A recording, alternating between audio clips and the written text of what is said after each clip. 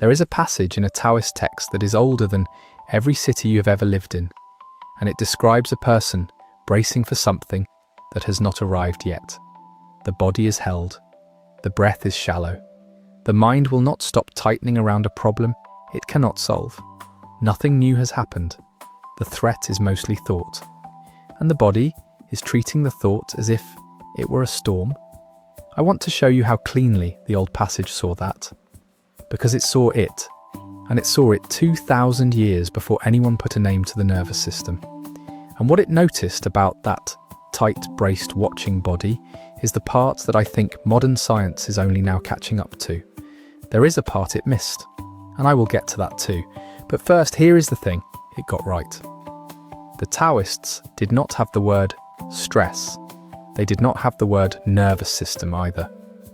What they had was a way of reading the body the way a sailor reads the weather.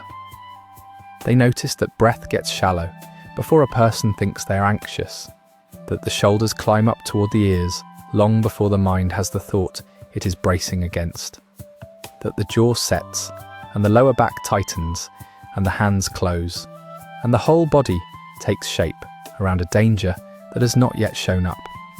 In the Tao Te Ching, water is used as a metaphor over and over. Water does not push against the rock. Water goes around it. Water does not grab the future. Water is already downhill. The Taoists were watching what happens when a person starts living like that, soft and going around, and what happens when a person stops living like that, braced and pushing through. They were not writing philosophy.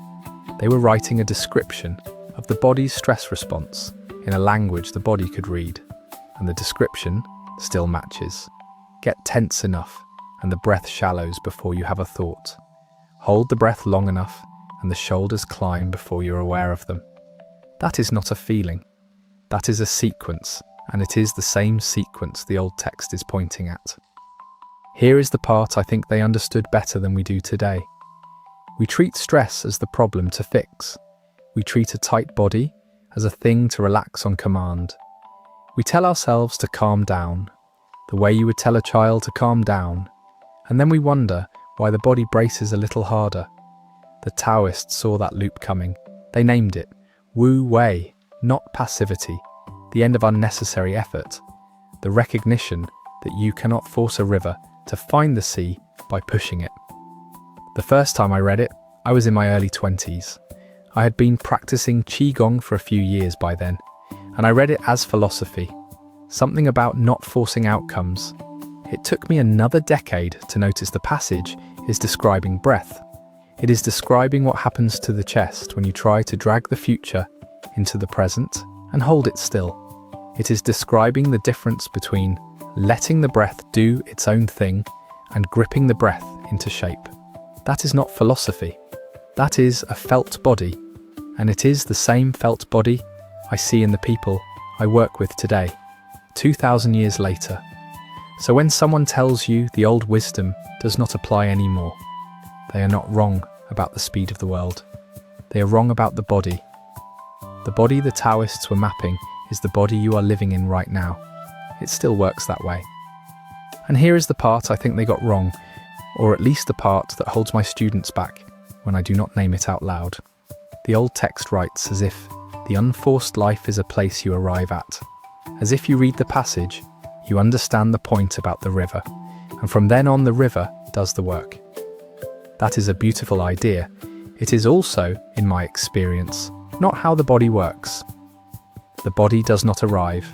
The body is in a conversation, and the conversation keeps starting back up.